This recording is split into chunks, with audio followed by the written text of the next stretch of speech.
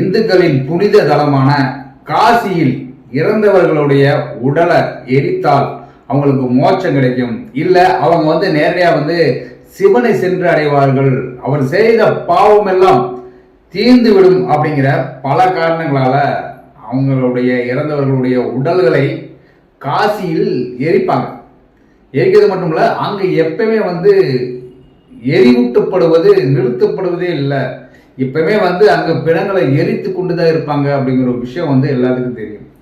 ஆனால் அதே இடத்துல எந்த வகையான மனிதர்களுடைய உடல்களை எரிக்கக்கூடாது அப்படிங்கிற விஷயம் இருக்கு.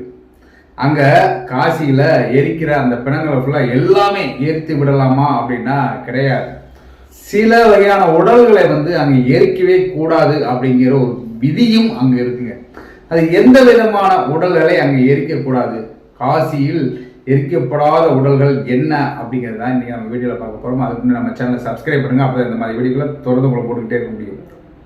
காசியில் எப்பவுமே உடல்கள் எரிக்கப்படுவதும் அங்கே அகோரிகள் அந்த உடலில் தன்னுடைய யாகத்திற்கு பயன்படுத்துவாங்க அப்படின்னு பல விதமாக நம்ம கேள்விப்பட்டிருப்போம். ஆனால் அங்கே எரிக்கப்படும் உடல்கள் நேரடியாக சிவனை அடையிறாங்க, இல்லைங்க அவங்க மோட்சத்துக்கே போகிறாங்க அப்படிங்கிற பல விஷயங்கள் இருந்தாலும் அங்கே எரிக்கக்கூடாத விஷயங்கள் அப்படின்னு பார்த்தா சாதுக்களுடைய உடல்களை அங்கே எரிக்கக்கூடாது. சாதுக்கள் அப்படின்னாலே நம்மளுக்கு தெரியும், சாதுக்கள் அப்படின்னாலே சாமியார்கள், அதாவது அகோரிகள், இந்த மாதிரி ஆளுடைய உடல்களை அங்கே எரிக்கக்கூடாது.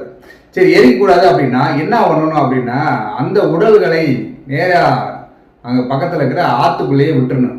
ஆற்றுக்குள்ளே விடலையா அங்கே இருக்கிற இடத்துல அடக்கம் பண்ணலாம், ஆனால் எரிக்கக்கூடாது அப்படிங்கிற விஷயம் இருக்கு. அதே மாதிரி சிறு குழந்தைகளுடைய உடல்களை அங்கே எரிக்கக்கூடாது. சிறு குழந்தைகள் அப்படின்னா 12 வயசு இருக்கு பார்த்தீங்களா, 12 வயசுக்கு உட்பட்ட குழந்தைகள் இறந்தா அந்த காசியில எரிக்கக்கூடாது. ஏன்னா 12 வயசுக்கு கம்மியா இருக்கிற குழந்தைகள் கடவுளுடைய மறு உருவம் அப்படிங்கிற ஒரு நம்பிக்கை அங்க இருக்கு. அதனால யாருமே அங்க எரிக்கக்கூடாது. 12 வயசுக்கு மேல அப்படின்னா அங்க எரிக்கப்படலாம்.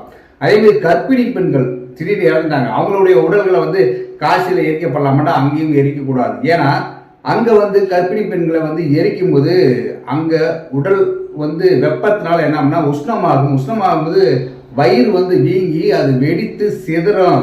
அதனால அந்த ஒரு அபூர்வமான காட்சி அங்கே நடக்கக்கூடாது. அப்படிங்கிறதுனால கர்ப்பிணி பெண்களுடைய உடல்களை அங்கே எரிக்கக்கூடாது அப்படிங்கிற விஷயமும் இருக்கு. பாம்பு கடித்து இறந்திருப்பாங்க, அப்படி பாம்பு கடித்து இறந்தவர்களுடைய உடல்களையும் காசியில் எரிக்கக்கூடாது. அப்புறம் என்ன செய்யுது அப்படின்னா பாம்பு கடித்தவர்கள் என்ன பண்ணணும்னா ஒரு வாழை மட்டை இருக்கு பார்த்தீங்களா, வாழை மட்டையில அவங்கள அடக்கம் பண்ணி அப்படி தண்ணியிலே விட்டுறணும். சரி, தண்ணியிலே விட்டாச்சு அப்படின்னு பார்த்தா அந்த மாந்திரிகம் தாந்திரிகம் பண்ணாங்களே அவங்க என்ன பண்ணலாம்னா அந்த பாம்பு கடித்தவர்களுடைய உடல்களை பார்த்தா அதை எடுத்து அவங்களுக்கு உயிர்ப்பிக்க முடியும் அப்படிங்கிற ஒரு நம்பிக்கை இருக்கு. அதனால என்ன பண்றாங்கன்னா பாம்பு கடித்தவர்களை காசியில எரிக்கக்கூடாது அப்படிங்கிற விஷயமும் அங்க இருக்கு. தோல் சம்பந்தப்பட்ட நோய் இறக்குறவங்க, தொழுநோய் இறக்குறவங்க, இப்படி நோய்கள், அதாவது பரவக்கூடிய நோய்கள் இறக்குறவங்களுடைய உடல்களை காசியில் எரிக்கக்கூடாது.